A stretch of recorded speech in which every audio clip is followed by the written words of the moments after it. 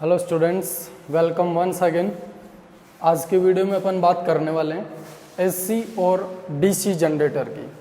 तो सबसे पहले तो देखो, अपन बात करते हैं कि एसी और डीसी जनरेटर की बनावट कैसी होती है, यानी इनकी स्ट्रक्चर कैसी होती है।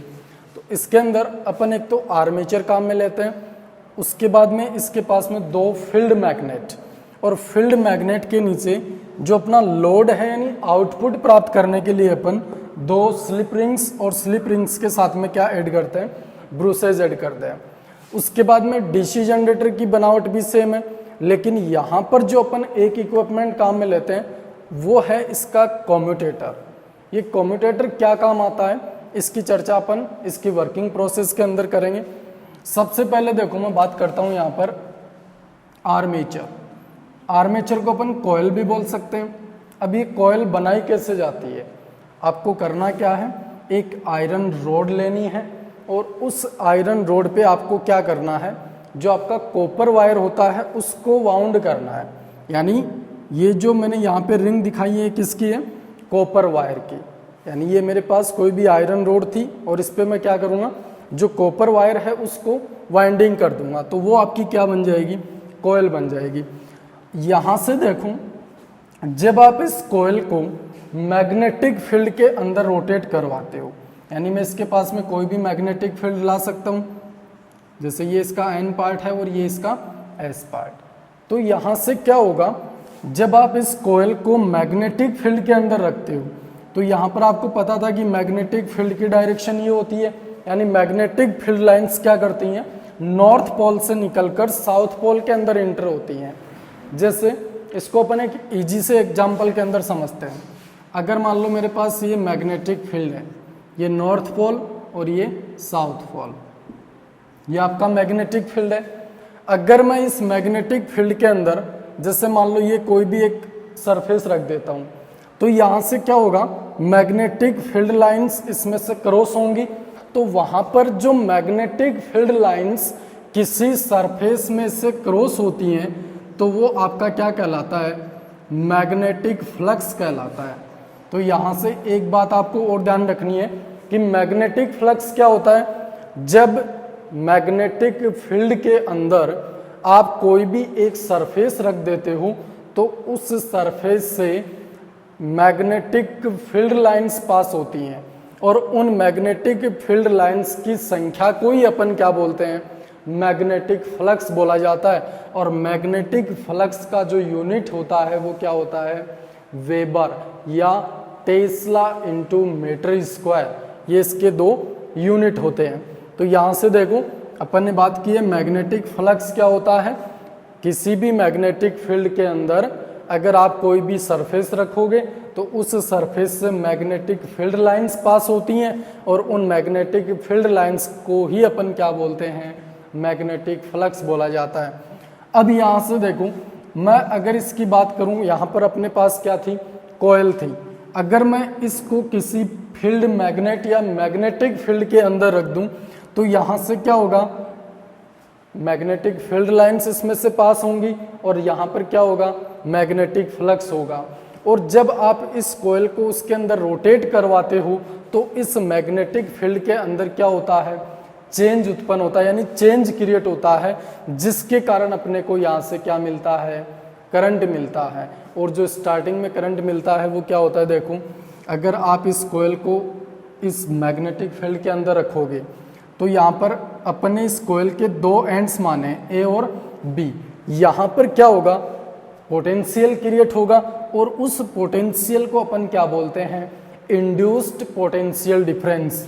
यानी जब आप इस पूरी कॉइल को मैग्नेटिक फील्ड के अंदर रोटेट करवाते हो या इसको हिलाते हो, तो यहाँ पर क्या होगा, इस कॉइल के दोनों सिरों पर जो पोटेंशियल क्रिएट होगा उसको अपन क्या बोलेंगे, इंड्यूस्ड पोटेंशियल डिफरेंस।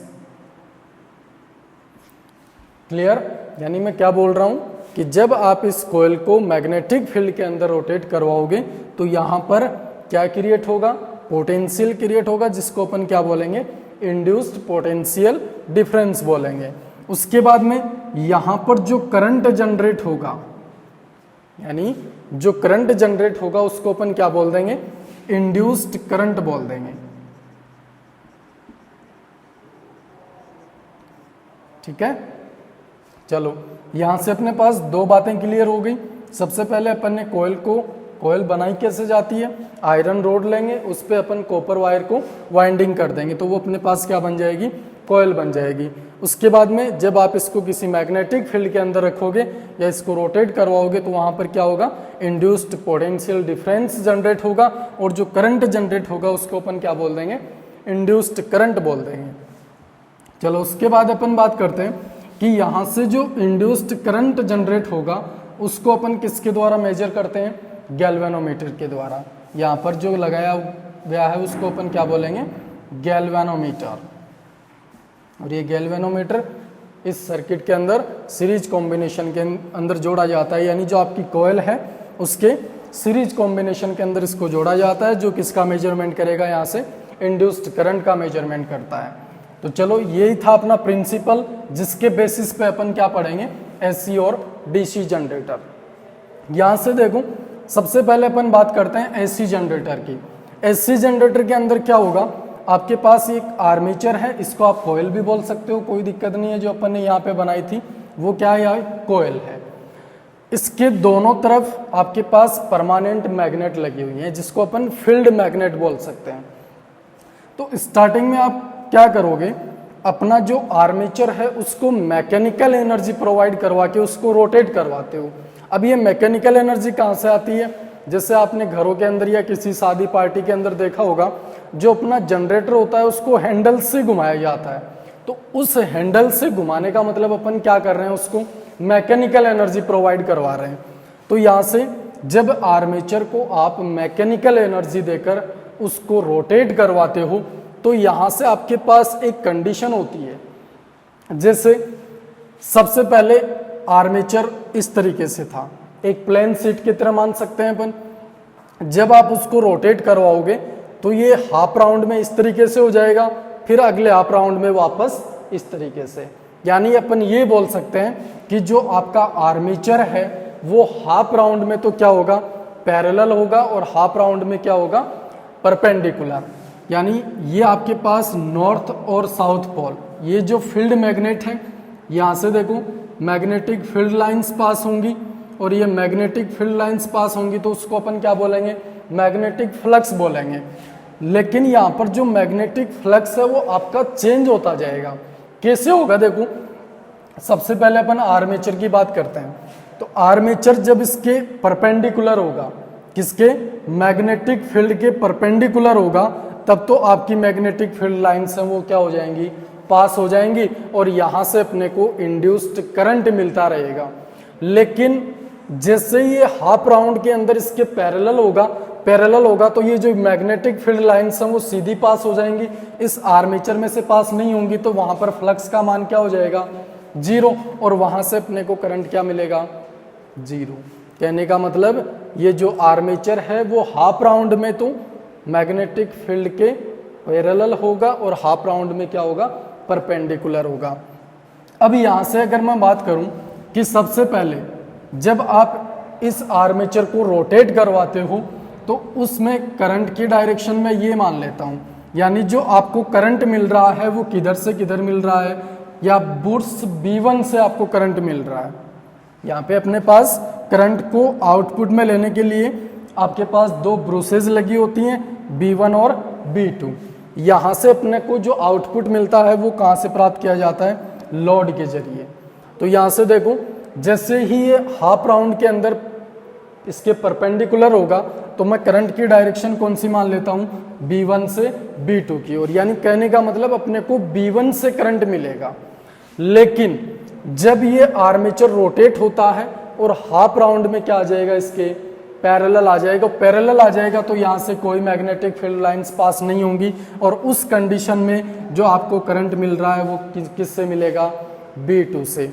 यानी हाफ राउंड में आपको करंट है वो B1 से B2 की ओर मिलता है, और नेक्स्ट हाफ राउंड के अंदर B2 से B1 की तरफ। तो ये था अपना एसी जनरेटर की वर्किंग प्रोसेस, जिसके अंदर जो अपने को करंट मिलता है वो कैसा मिलता है, अल्टरनेट करंट मिलता है। जैसे आपने देखा होगा कि इसको अगर अपन ग्राफ के द्वारा भी रिप्रेजेंट करते हैं तो इस तरीके से किया जाता है, यानी ये जो अपनी मेन पोजीशन है उसके ऊपर और नीचे डिस्प्लेस होता रहता है, यानी कंटिन्यूसली अपने को नहीं मिलने के कारण इसको क्या बोला जाता है, अल्टरनेटिंग करंट बोला जाता है।